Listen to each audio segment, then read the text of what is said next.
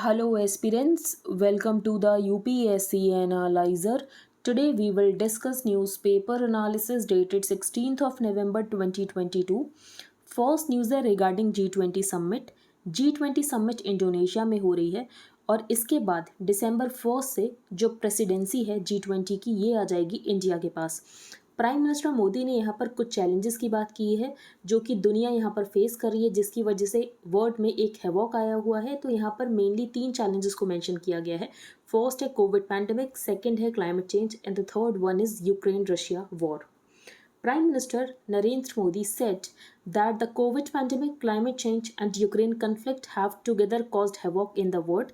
और यहाँ पर हमें सप्लाई चेन डिसरप्शंस देखने को मिल रहे हैं। सप्लाई चेन डिसरप्शंस की वजह से फ्यूल के प्राइसेस ज़्यादा हैं, फर्टिलाइज़र के प्राइसेस ज़्यादा हैं, ऑयल के प्राइसेस ज़्यादा हो रखे हैं, leaving supply chains in rooms and triggering a crisis of essentials. इसका मतलब ये है कि यहाँ पर जो असेंशियल आइटम्स है इनके भी प्राइसेस बहुत ज़्यादा बढ़े हुए हैं. Adding that the poor face a more severe challenge. और इसकी वजह से यहाँ पर जो वल्नरेबल कंट्रीज़ हैं जिनकी यहाँ पर कैपिटा इतनी ज़्यादा नहीं है वो यहाँ पर बहुत ज़्यादा कठिनाइयों को फेस कर रहे हैं, हार्डशिप्स को फेस कर रहे हैं. Addressing the G20 summit in Bali, यहाँ पर प्राइम मिनिस्टर ने कहा है कि एक नए वर्ल्ड ऑर्डर की ज़रूरत है for the post Covid period. We need a new world order for the post Covid period. और रशिया यूक्रेन वॉर को लेकर यहाँ पर प्राइम मिनिस्टर मोदी का ये कहना है कि यहाँ पर सीज फायर होना चाहिए और डिप्लोमेसी के थ्रू यहाँ पर जो भी प्रॉब्लम्स है उनको रिजॉल्व किया जाना चाहिए. Speaking at the session on food and energy security, Modi called for a return to the path of ceasefire and diplomacy to resolve the Ukraine conflict and oppose any restrictions on the supply of energy. तो western Nations का ये कहना है कि अगर Russia discounted oil भी दे रहा है ना तो कंट्रीज़ को यहाँ पर डिस्काउंटेड ऑयल नहीं लेना चाहिए, क्योंकि रशिया यहाँ पर इन्वेजन कर रहा है यूक्रेन में और आप जो यहाँ पर रशिया को पे कर रहे हो, रशिया उसी मनी को यूज़ कर रहा है यूक्रेन में वॉर को फंड करने के लिए. तो यहाँ पर प्राइम मिनिस्टर मोदी का ये कहना है अगर सप्लाई और ज़्यादा कम हुई तो आने वाले समय में यहाँ पर जो ऑयल के प्राइसेस हैं ये बहुत ज़्यादा बढ़ जाएंगे. तो यहाँ पर प्राइम मिनिस्टर मोदी ने किसी भी रेस्ट्रिक्शन को अपोज किया है on the supply of energy amid the waste call against procurement of discounted Russian oil and gas. आगे चलते हैं हम. Data protection bill revised penalty up to ₹200 crore अगर यहाँ पर फर्म्स के पास सेफगार्ड्स नहीं है. ड्राफ्ट बिल यहाँ पर पूरा तो नहीं बताया गया है, जब भी यहाँ पर ड्राफ्ट बिल आएगा डिटेल में हम उसको डिस्कस करेंगे. Companies dealing in personal data of consumers, जो कि यहाँ पर रीजनेबल सेफगार्ड्स नहीं लेते हैं डेटा ब्रीचेस को प्रिवेंट करने के लिए, तो उनको यहाँ पर पेनल्टीज देना पड़ सकता है 200 करोड़ तक की under the revamped version of the data protection bill. The data protection board, an adjudicating body proposed to enforce the provisions of the bill, is likely to be empowered to impose the fine after giving the companies an opportunity of being heard. तो एक बार यहाँ पर company को मौका दिया जाएगा कि आप अपने पक्ष में क्या कहना चाहते हो और उसके बाद यहाँ पर जो पेनल्टी है वो लगाई जा सकती है.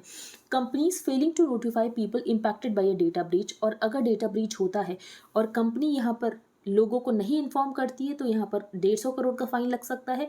And those failing to safeguard childrens personal data, तो यहाँ पर फाइन लग सकता है 100 करोड़ रुपए का. इससे पहले जो वर्जन था बिल का उसमें फाइन बहुत ज़्यादा कम था. इट वॉज ₹15 करोड़ और 4% ऑफ इट्स एनुअल टर्नओवर, जो भी इसमें से हायर होगा.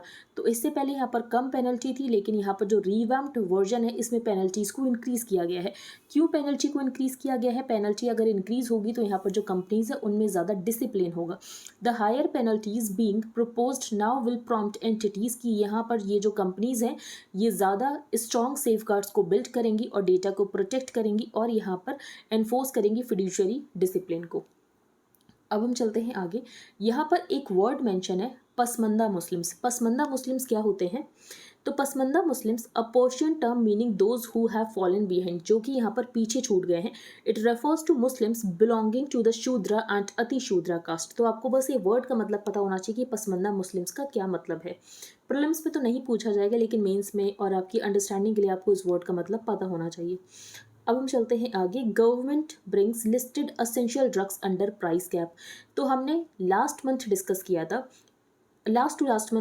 किया था कि जो new national list of essential medicine जिसको रिलीज़ किया गया था by the union health ministry, तो इसको अब ड्रग प्राइसेस कॉस्मेटिक ऑर्डर के अंदर लाया गया है, जो कि सीलिंग प्राइस फिक्स करता है एसेंशियल फॉर्मुलेशंस का, जो भी यहाँ पर एवरेज कॉस्ट होती है टू द रिटेलर्स. इसके बेसिस पर यहाँ पर जो सीलिंग प्राइस है इसको यहाँ पर फिक्स किया जाता है. अब हम चलते हैं आगे. UNGA India abstains on resolutions for reparations by Russia। तो इंडिया ने abstain किया है UNGA के इस ड्राफ्ट रेजोल्यूशन पर, लेकिन ये रेजोल्यूशन उसके बाद भी अडॉप्ट हो चुका है क्योंकि 94 कंट्रीज ने फेवर में वोट किया था। तो India abstained in the UNGA on a draft resolution calling for Russia कि यहाँ पर रशिया को अकाउंटेबल होना चाहिए क्योंकि रशिया ने यहाँ पर वॉयलेशन किया है इंटरनेशनल लॉ का यूक्रेन में इन्वेट करके, और यहाँ पर रशिया को रिपेरेशंस पे करने की ज़रूरत है। तो ये जो यहाँ पर UNGA का रेजोल्यूशन है ये यहाँ पर अडॉप्ट हो चुका है, इंडिया ने यहाँ पर abstain किया है। अब हम चलते हैं आगे।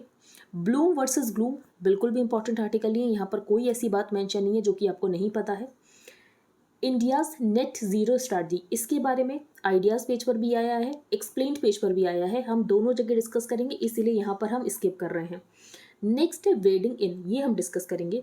तो रिलीजियस कन्वर्जन को लेकर कल हमने डिस्कस किया था कि सुप्रीम कोर्ट का ये कहना है जो फोर्स्ड रिलीजियस कन्वर्जन से ये बहुत ज़्यादा खतरनाक है और ये यहाँ पर नेशन की सिक्योरिटी को अफेक्ट कर सकते हैं as well as the freedom of religion and conscious of the citizens.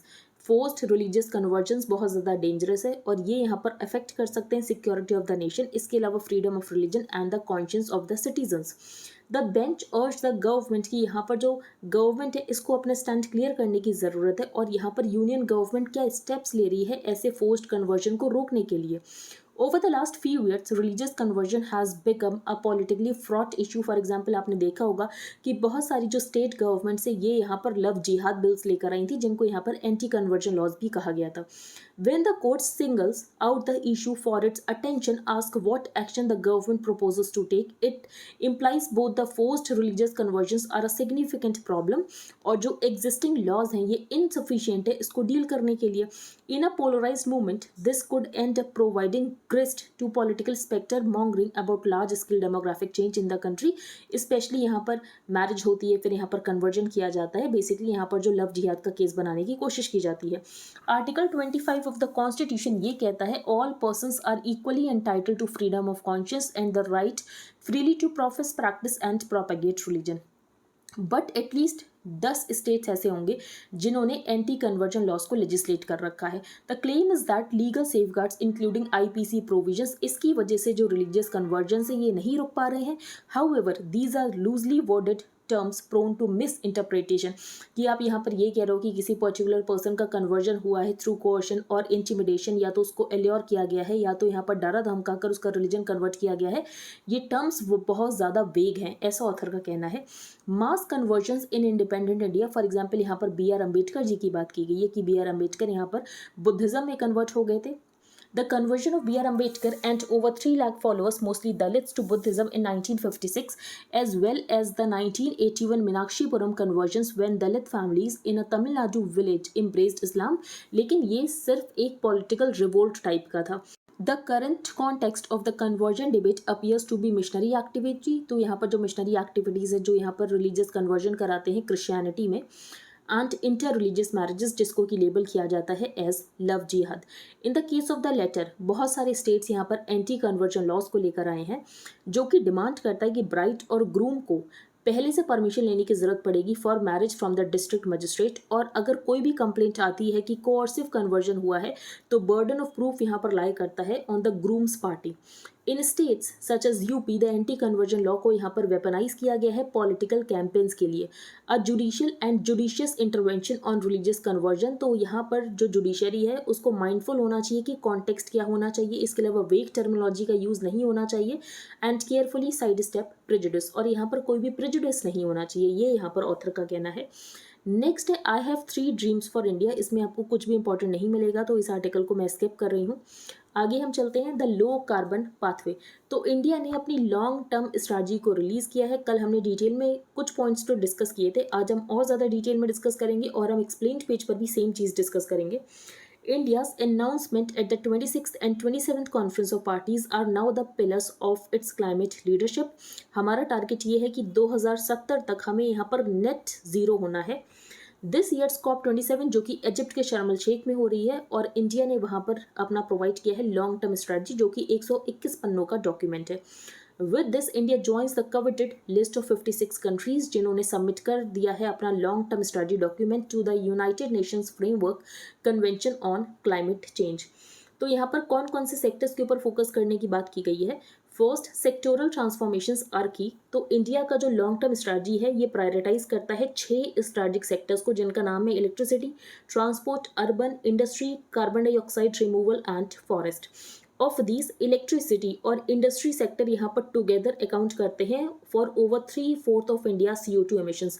तो जो 3/4 ऑफ इंडिया CO2 एमिशंस है ये सिर्फ यहाँ पर इलेक्ट्रिसिटी और इंडस्ट्री सेक्टर से होता है। मोर रिन्यूएबल पावर, इसके अलावा डिमांड साइड को रिड्यूस किया जाएगा और यहाँ पर जो फेज डाउन किया जाएगा कोल का, ये यहाँ पर जस्ट तरीके से होगा। तो किसी के साथ यहाँ पर अन्याय नहीं होना चाहिए। जो लोग यहाँ पर कोल माइनिंग में काम कर रहे हैं, कोल सेक्टर में काम कर रहे हैं, इसके अलावा अलाइड सेक्टर में काम कर रहे हैं, तो हमें ये बात समझने की ज़रूरत है कि उनको यहाँ पर रीस्किल करने की ज़रूरत है, उनको यहाँ पर रीट्रेनिंग प्रोवाइड करने की ज़रूरत है, जिसकी वजह से उनको दूसरे सेक्टर्स में अब्जॉर्व किया जा सके। तो यहाँ पर इस बात का हमें खास ध्यान रखना है कि जब हम यहाँ पर एनर्जी ट्रांजिशन कर रहे हैं तो ये जस्ट एनर्जी ट्रांजिशन होना चाहिए। In transport India will look to transition to cleaner fuels. तो यहाँ पर हम क्लीनर फ्यूल्स की तरफ शिफ्ट होंगे, एनर्जी एफिशिएंसी को इंक्रीज करेंगे और एग्रेसिव इलेक्ट्रिफिकेशन करेंगे। There is a lot of scepticism about carbon dioxide removal, कि यहाँ पर जो CO2 रिमूवल है ये कैसे किया जाएगा। नेट जीरो का मतलब ये तो नहीं है कि आप यहाँ पर कार्बन एमिशंस बिल्कुल जीरो कर दोगे। इसका मतलब ये है कि कार्बन एमिट तो आप करोगे, लेकिन यहाँ पर आप carbon capture and storage capacities को क्रिएट करोगे, जिसकी वजह से जो भी आप यहाँ पर एमिट कर रहे हो वो वापस से एब्जॉर्व हो सके। तो यहाँ पर आप क्या करोगे, आप यहाँ पर कार्बन सिंक को क्रिएट करने की कोशिश करोगे। तो कार्बन सिंक को क्रिएट करने के लिए आपको यहाँ पर रिसर्च एंड डेवलपमेंट करना पड़ेगा, आपको ऐसी टेक्नोलॉजीज बनानी पड़ेंगी। इसके अलावा डेवलप्ड कंट्रीज को भी यहाँ पर टेक्नोलॉजी प्रोवाइड करनी पड़ेगी to the developing countries. Second, finance and investment. तो इसके लिए आपको इन्वेस्टमेंट की ज़रूरत है। India has identified finance as a key enabler according to a council on energy environment and water assessment. India को अगर 2070 तक नेट जीरो होना है तो हमें $10 ट्रिलियन की ज़रूरत पड़ेगी। तो हमें $10 ट्रिलियन की ज़रूरत पड़ेगी।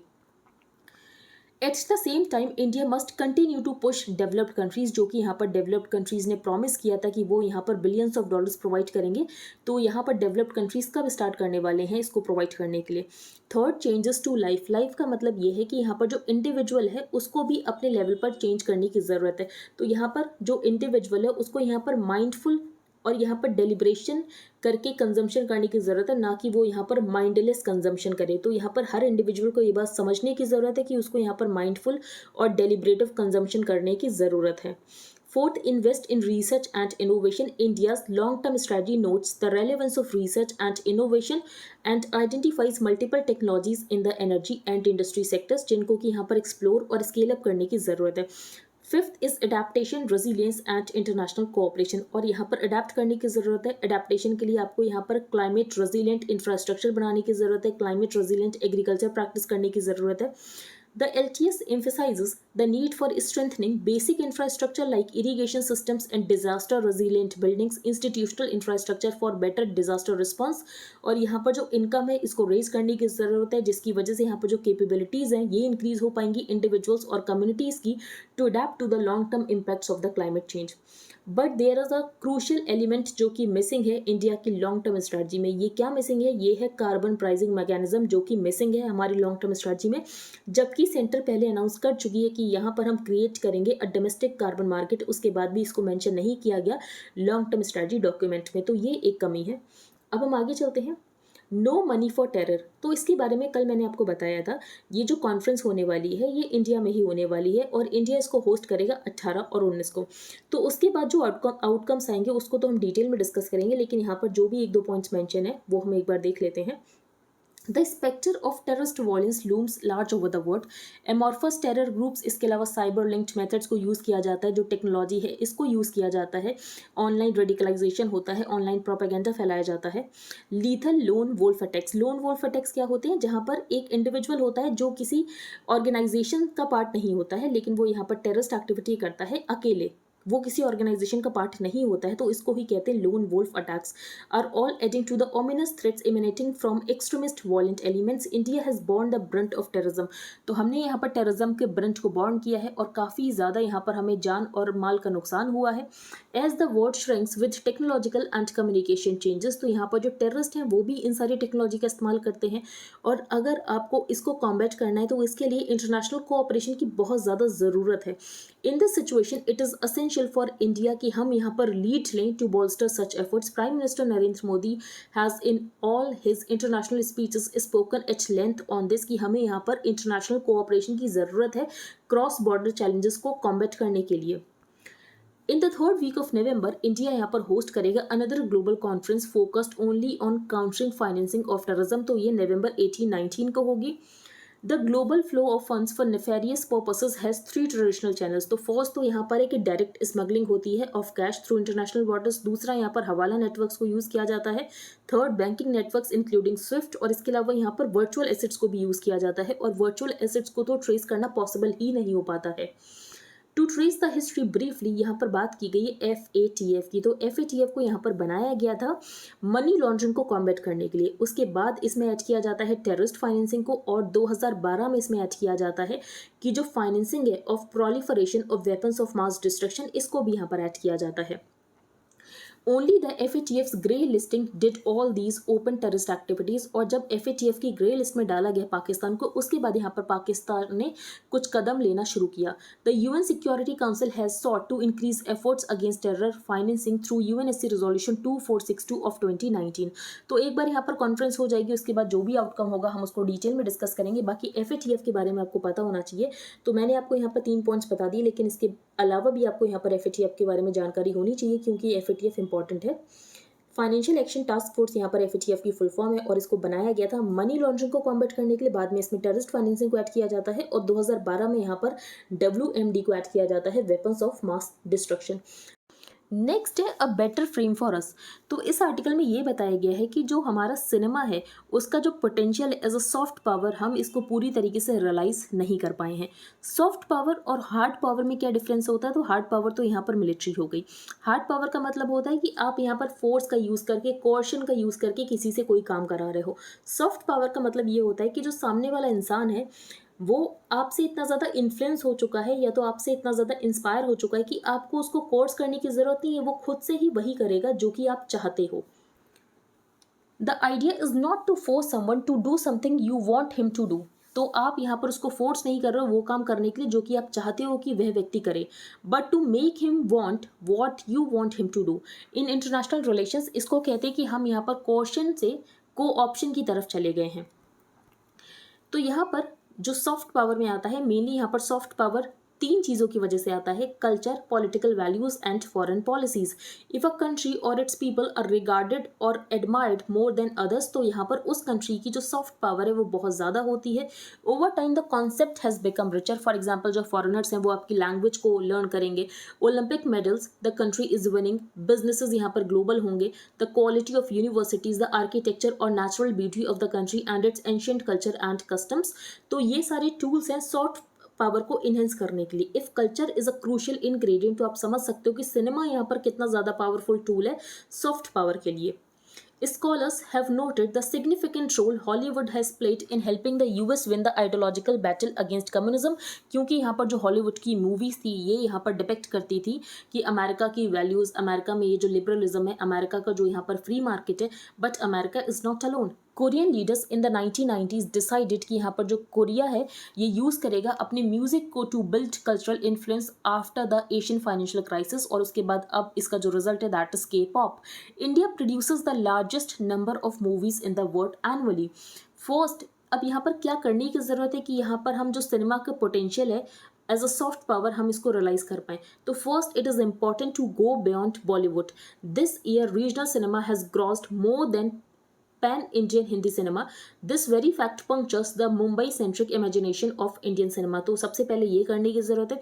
दूसरी बात, आपको यहाँ पर सबटाइटल्स प्रोवाइड करने की ज़रूरत है in various languages. For example Uzbek, Kazakh, Burmese, Thai, Sinhala and even Bahasa, Indonesia and Malaysia. AI assisted technologies का आप यूज़ कर सकते हो सबटाइटल्स प्रोवाइड करने के लिए. Third, Indian film music should find its way into ordinary streets, restaurants and public spaces abroad. और एक प्रॉब्लम क्या है हमारे सिनेमा में, दैट इज सिनेमैटिक कॉलोनियलिज्म. कि आपको यहाँ पर मूवी देखोगे तो आपको यहाँ पर बहुत ज़्यादा पॉवर्टी को ग्लोरीफाई किया जाएगा और जो पॉवर्टी को यहाँ पर कम करने के लिए एफर्ट्स लिए जा रहे हैं वो नहीं दिखाए जाएंगे. In glorifying poverty and disregarding the ongoing efforts to overcome it, basically हम इंडिया को उसी तरीके से दिखाते हैं जो कि वेस्ट देखना चाहता है. The role of the government and official bodies in the film industry, ये बहुत ज़्यादा इंपॉर्टेंट है. It would be a good idea कि हम यहाँ पर इंसेंटिवाइज करें the production of a special category of movies जो कि हमारे कल्चर को दर्शाएं. That would be movies promoting and understanding of Indian culture. इसके लिए एक हमें मॉडल फिल्म पॉलिसी को भी लाने की ज़रूरत है जिसकी वजह से यहाँ पर ईज ऑफ फिल्मिंग हो सकेगा इन इंडिया. अब हम चलते हैं आगे. World at the rate 8 billion, India set to be most populous. तो ट्यूसडे को यहाँ पर जो पॉपुलेशन है ये $8 बिलियन पहुंच चुकी है. While India's population growth is stabilising, लेकिन ये अभी भी ग्रो हो रही है एट 0.7% पर ईयर. और जो इंडिया है ये चाइना को सरपास कर जाएगा 2023 में और इंडिया बन जाएगा दुनिया का सबसे ज़्यादा populous country according to the United Nations population Fund which said the world's population reached 8 billion on Tuesday.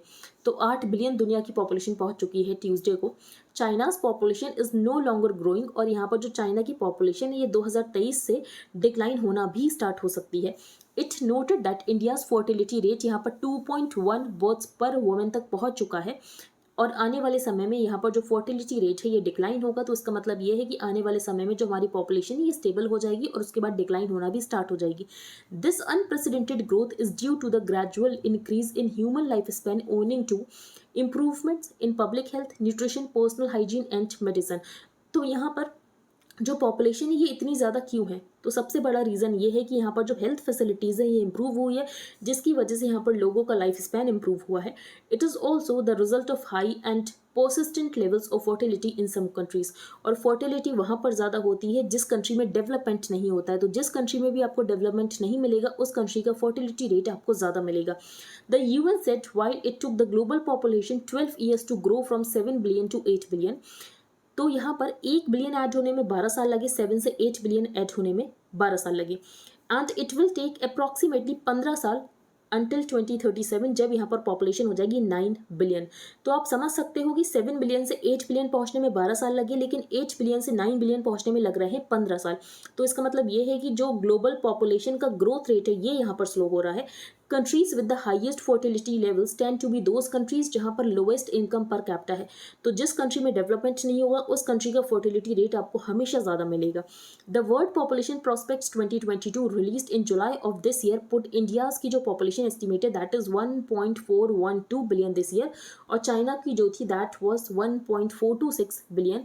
और हम चाइना को 2023 में सरपास कर देंगे और इंडिया बन जाएगा दुनिया का सबसे ज़्यादा populous country. The UNFPA projects world population to peak at 10.4 billion in the 2080s and stayed there until the end of the century. अब हम चलते हैं आगे. Next है India's call for phase down of all fossil fuel gets support from European Union. तो last year COP26 Glasgow UK में हुई थी तो वहाँ पर बात की गई थी कि फेज़ डाउन किया जाएगा कोल को. वैसे कहा तो इन्होंने फेज़ आउट था, लेकिन इंडिया और बाकी कंट्रीज़ के प्रेशर डालने की वजह से यहाँ पर फेज़ आउट का फेज़ डाउन किया गया था कि यहाँ पर जो कोल है इसका फेज़ डाउन किया जाएगा. अब इंडिया का ये कहना है कि आप यहाँ पर कोल को विलन क्यों बना रहे हो, सिर्फ कोल की वजह से ही तो एमिशंस नहीं होते हैं, बाकी फॉसिल फ्यूल की वजह से भी एमिशंस होते हैं. तो सारे फॉसिल फ्यूल का फेज़ डाउन होना चाहिए. तो India's call for phase down of all fossil fuel gets support from European Union. India's call for a phase down of all fossil fuels and not just coal, which was singled out in the decision of the Glasgow conference. क्योंकि India जो है, India अभी भी बहुत ज़्यादा dependent है कोल के ऊपर. India had on Saturday proposed that the countries at the COP27 agree to a phase down of all fossil fuels. और इंडिया ने ये कहा, यूरोपियन पार्लियामेंट ने क्या किया था, यूरोपियन पार्लियामेंट ने ये कहा था कि यहाँ पर जो गैस का अगर कुछ पर्टिकुलर यूजेस किए जा रहे हैं तो इसको इन लोगों ने क्या किया था, ग्रीन की तरह क्लासीफाई कर दिया था. तो इंडिया का बेसिकली ये कहना है कि ये सब कुछ यहाँ पर गलत किया जा रहा है. इसका कोई साइंटिफिक बेसिस नहीं है कि अगर आप गैस का ये पर्टिकुलर यूज़ करोगे तो यहाँ पर एमिशंस नहीं हो रहे. एमिशंस तो फिर भी हो रहे हैं. तो the argument was clearly aimed at a recent decision of the European Parliament to classify some uses of gas as green. India continues to rely heavily on coal-based power plants. तो अभी भी हमारी जो डिपेंडेंसी है coal based power plants के ऊपर ये बहुत ज़्यादा है. Which generate about 55% of the countries electricity right now.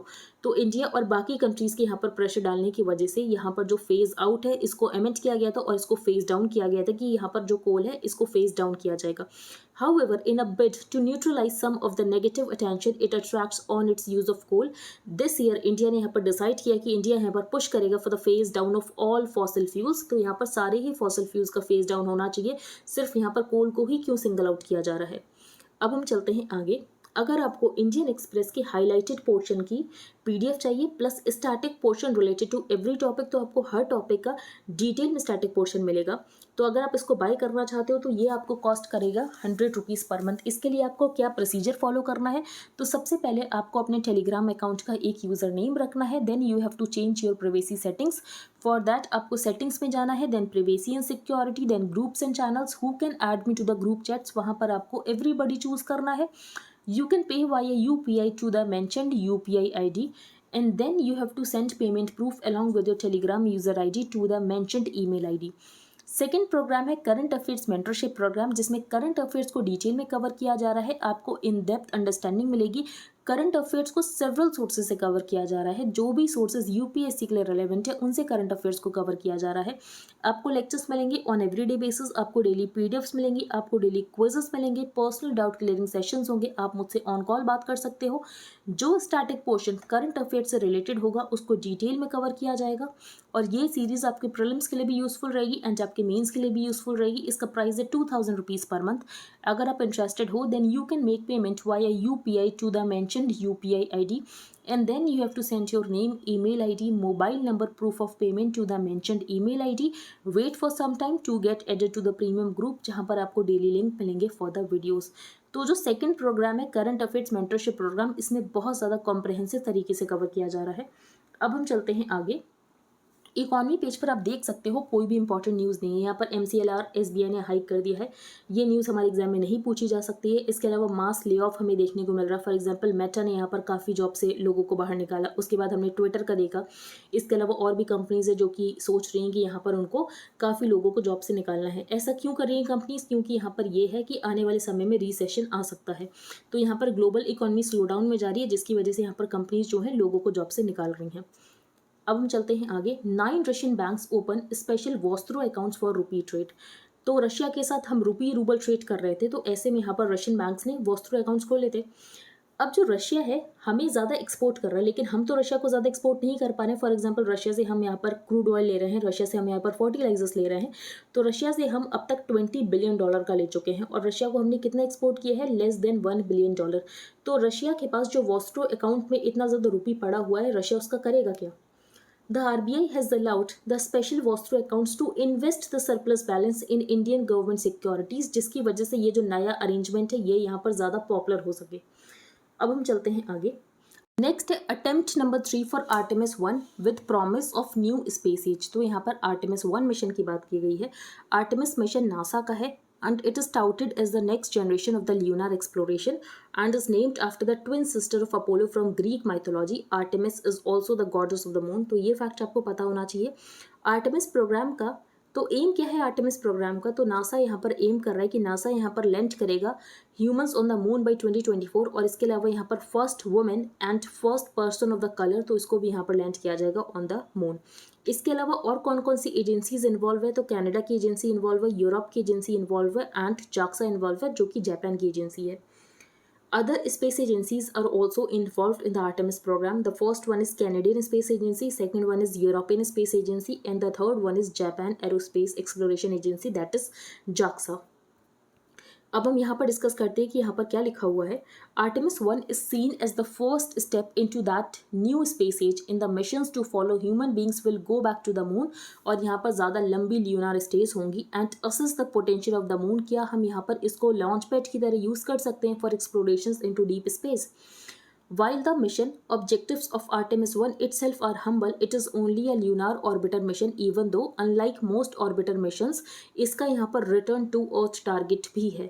The क्यूबसेट्स जो कि ये यहाँ पर कैरी करेगा, they are equipped with instruments for specific investigations and experiments, और यहाँ पर सर्च किया जाएगा for water and for hydrogen, जिसको कि यूटिलाइज किया जा सकता है as a source of energy. Biology experiments will be carried out and the impact of deep space atmosphere on humans.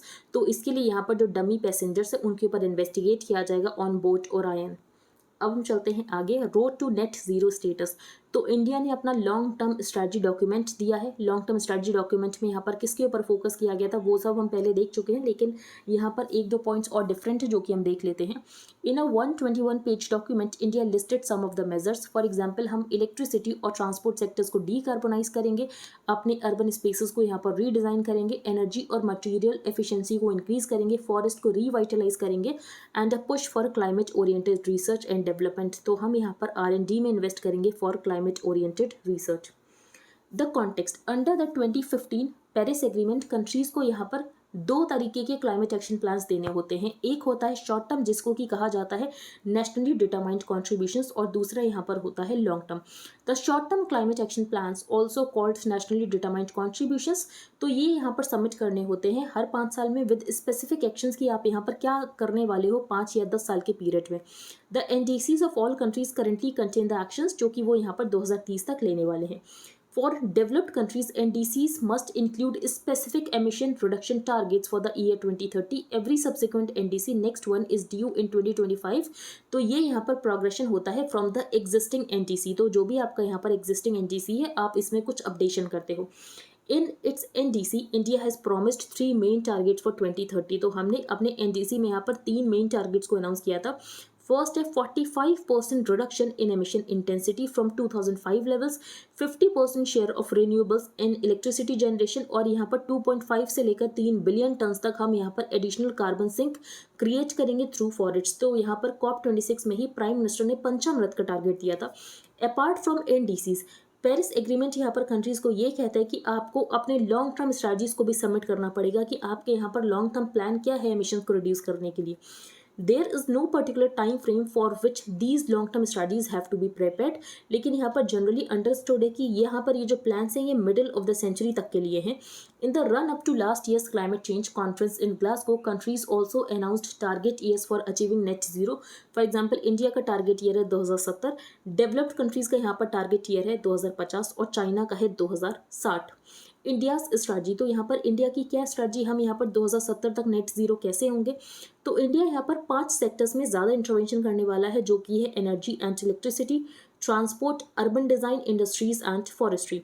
The plan also involves focused research and development efforts aimed at developing climate specific technologies. तो हमें यहाँ पर climate specific technologies को बनाना है, financial resources को mobilise करना है, both public and private, domestic and international. In the energy sector हम यहाँ पर डीकार्बोनाइजेशन करेंगे, रिन्यूएबल एनर्जी को ज़्यादा यूज़ करेंगे, जो फॉसिल फ्यूल्स है उसका जो यूज़ है उसको हम रैशनलाइज करेंगे. Low carbon development in transport sector would be driven mainly by electrification of both public and private vehicles. तो हम यहाँ पर इलेक्ट्रिक व्हीकल्स को और ज़्यादा पुश करेंगे, क्लीनर फ्यूल्स की तरफ हम यहाँ पर शिफ्ट होंगे, and introduction of intelligent traffic system. तो ये सब हम यहाँ पर करने वाले हैं. There are no mid term goals और इंडिकेटिव पाथवेज. तो यहाँ पर अगर आप 121 पेज का डॉक्यूमेंट देखोगे तब आप ये रियलाइज करोगे कि इंडिया ने कहीं भी यहाँ पर नंबर्स नहीं मेंशन किए हैं. In fact the document is entirely devoid of any numbers और projection.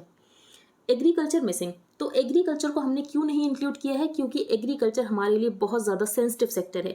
One of the sectors India has not mentioned in its long term strategy, ये है एग्रीकल्चर. एग्रीकल्चर यहाँ पर बहुत ज़्यादा responsible for the methane emissions, और मीथेन के बारे में हम डिस्कस कर चुके हैं कि मीथेन का यहाँ पर जो ग्लोबल वार्मिंग पोटेंशियल ये कार्बन डाइऑक्साइड के कंपैरिजन में बहुत ज़्यादा होता है. Methane is the second most common green house gas in the atmosphere after carbon dioxide.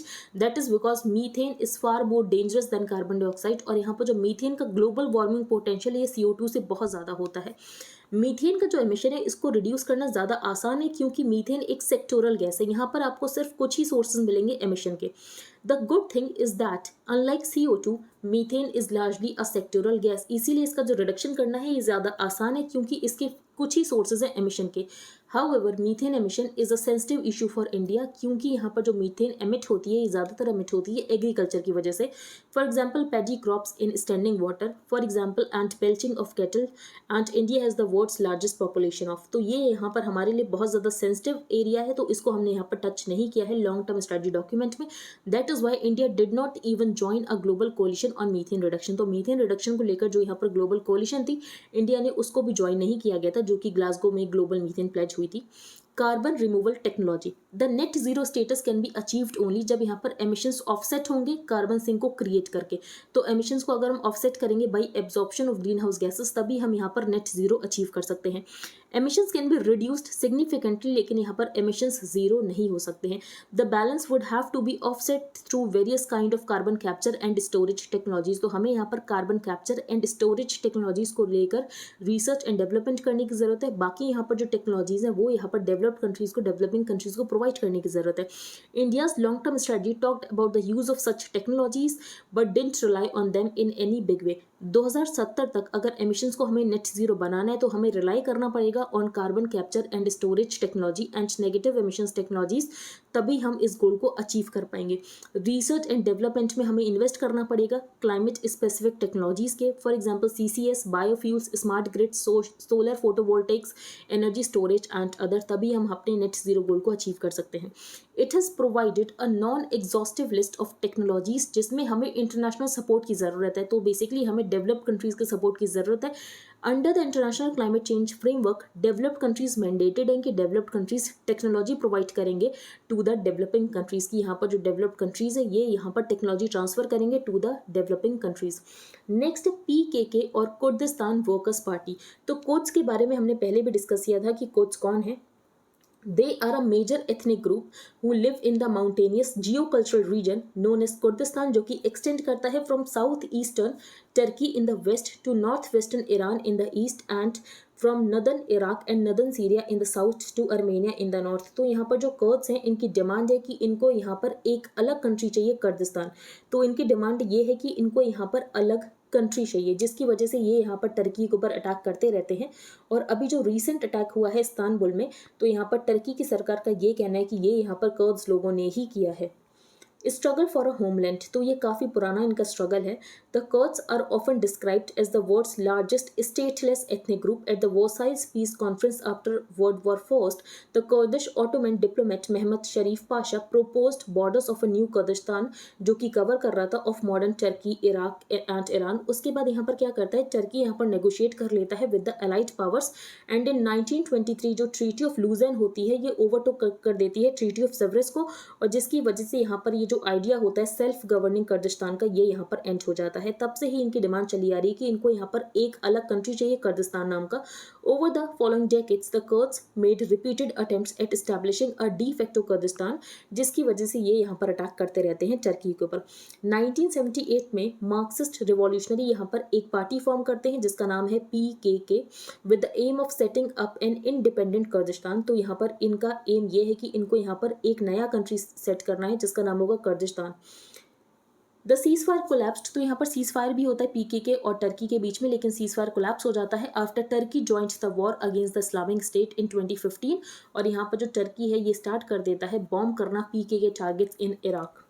तो बस आपको यहाँ पर कर्ड्स के बारे में पता होना चाहिए और इनकी यहाँ पर जो डिमांड है कि इनको यहाँ पर सेपरेट कंट्री चाहिए कुर्दिस्तान नाम का, ये आपको पता होना. नेक्स्ट है the ancient link between Kashi and Tamil Nadu. Legend has it that king पराक्रम पांड्या, जो कि अराउंड मदुरई रूल करते थे इन द 15th सेंचुरी, तो ये यहाँ पर एक टेम्पल को बिल्ड करना चाहते थे लॉर्ड शिवा के. तो इसके लिए इन्होंने काशी ट्रैवल किया और ये वहाँ से लिंगम को लाना चाहते थे. वाइल रिटर्निंग ये यहाँ पर ट्री के नीचे इन्होंने कुछ देर तक आराम किया. इसके बाद जब इन्होंने अपनी जर्नी को कंटिन्यू करना चाहा तो काऊ जो कि कैरी कर रही थी लिंगम, उसने यहाँ पर मूव करने से रिफ्यूज़ कर दिया.